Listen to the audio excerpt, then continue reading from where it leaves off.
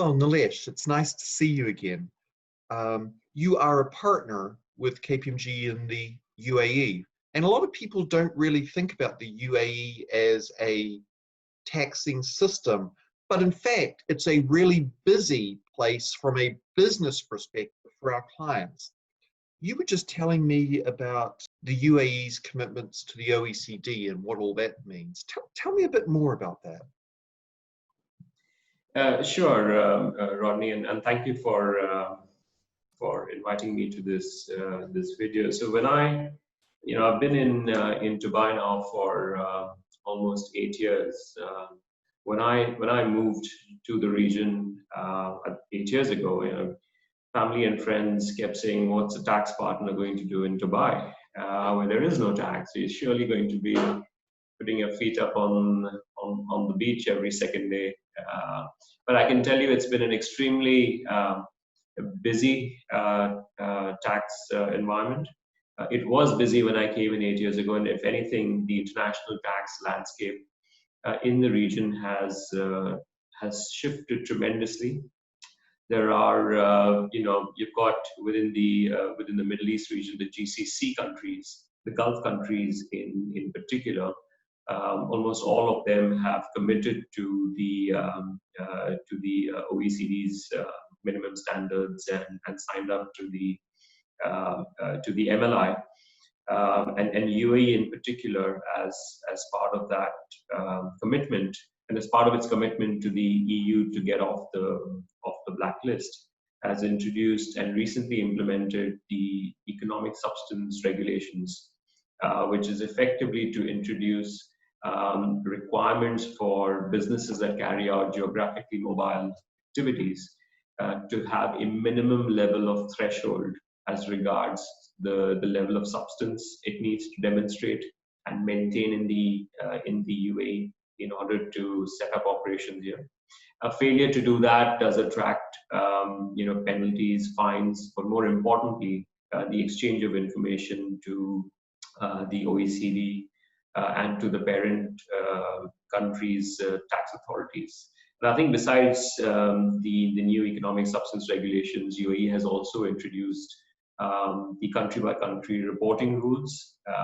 So it has introduced this effective 1st of January 2019. So UAE headquartered businesses now need to file their CBCR reports with the Ministry of Finance in the UAE.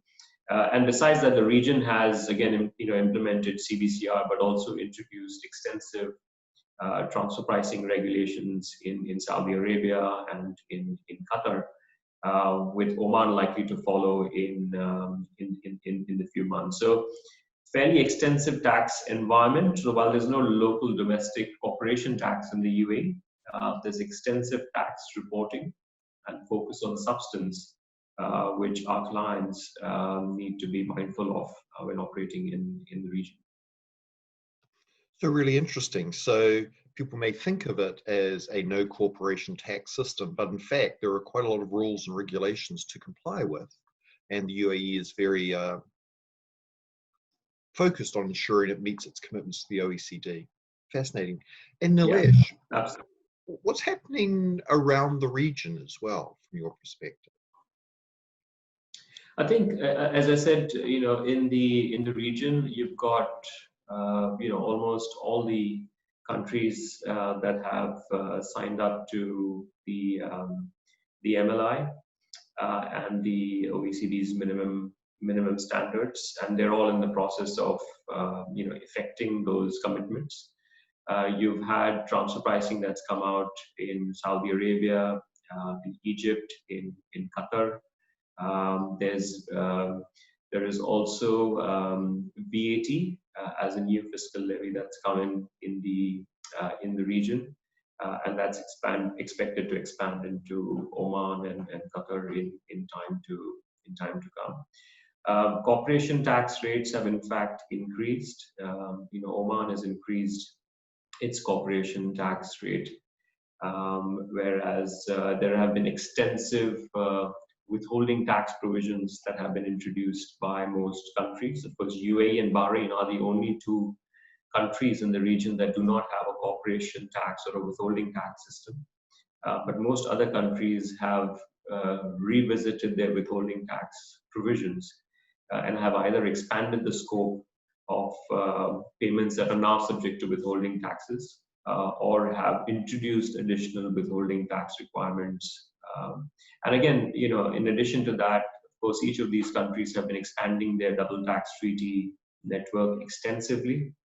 And that's a positive sign, and it does give certainty to businesses and investors. I think one of the things that we need to see is around the dispute resolution mechanism and whether that part of the MLI commitment, how effectively that gets that takes shape in practice is something we need to wait and see. Well, dispute resolution is kind of one of those big topics pretty much anywhere you are these days, Nilesh.